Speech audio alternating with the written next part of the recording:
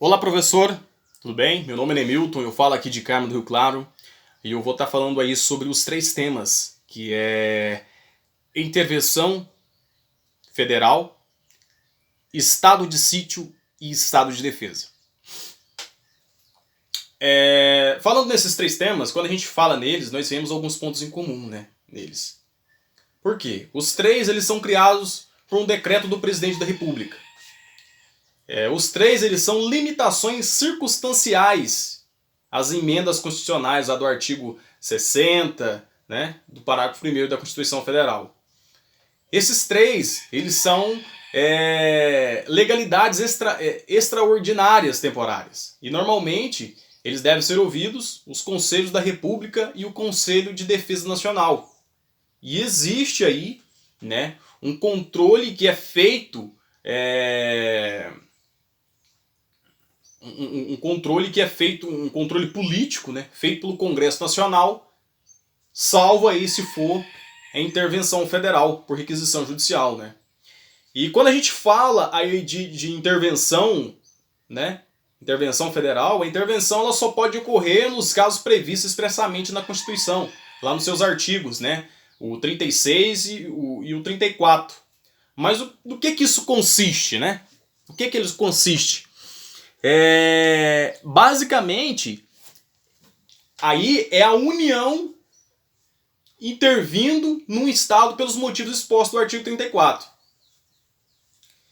E também existe a intervenção dos estados e municípios, né? Quando lá ocorre o descumprimento de alguns itens do artigo 35 da Constituição Federal. Só que eu acho que o mais importante a se decorar é o artigo 34 todo. Praticamente lá o inciso 7. Pois lá ele encontra-se os princípios constitucionais sensíveis, que se for descumpridos, autorizam, né? Se eles for descumprido, autorizam aí a ação direta da inconstitucionalidade interventiva. Então, ele é bem bacana isso. Então, é bem bacana. Eu até acho legal gravar essas palavras, né? Quando eu pensar em princípios constitucionais sensíveis. Então, quando eu penso em princípios constitucionais sensíveis, eu me lembro republicana, humana, autonomia, né? Municipal, prestação de contas, que mais? Mínimo extinguido em saúde e educação, né? Então, eu até fui lá no meu vadimeco e grifei de colorido, né? A fim de eu fixar a minha leitura, né? Aprender mais rápido, ler várias vezes, a fim de uma hora chegar a decorar e falar isso sem pensar muito direito. Bem, ler, né, o artigo 36 completo e os parágrafos, pois é muito importante. Lá ele fala como é o procedimento para haver uma intervenção. E por último, sobre esse assunto, muito importante, que eu acho muito importante ressaltar, é que existe uma intervenção comum ou recorrente. Ela também, e também a intervenção federal anamóloga, ou incomum, não sei se esse é o nome certo que fala. Eu sei que a incomum é quando ocorre intervenção da União no Estado, o membro. Ou seja, a incomum é quando ocorre, né, quando ocorre a intervenção da União no Estado membro, no Distrito Federal. Já a intervenção federal anamóloga ocorre quando há uma intervenção aí da União no município, localizado, né, aí no território federal.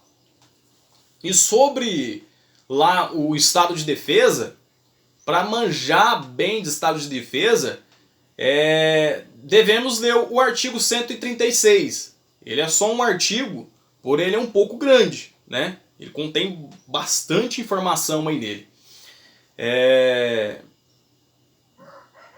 Então eu acho bem legal, né? Frisar bastante lá, principalmente o caput, porque fica sabendo em que casos ele pode ser decretado. Então, para lembrar disso, é bom a gente gravar, né? Ordem pública e eficácia social, greve iminente, instabilidade, calamidade de natureza, né? É importantíssimo saber também os prazos, né? É importantíssimo saber os prazos. O prazo é de 30 dias, prorrogável por igual período, né? Por uma única vez. E de resto, é só se ler atentamente todo o artigo para saber tudo sobre o estado de defesa. Sobre aí o estado de sítio, o estado de sítio ele nada mais é do que um instrumento burocrático e político em que o chefe do estado, né, ele suspende um período temporário a atuação dos poderes legislativos, lá dos deputados, dos senadores e do judiciário, né? O estado de sítio ele trata de quê? Ele trata-se de um recurso emergencial que não pode ser utilizado para fins pessoais ou de disputa pelo poder.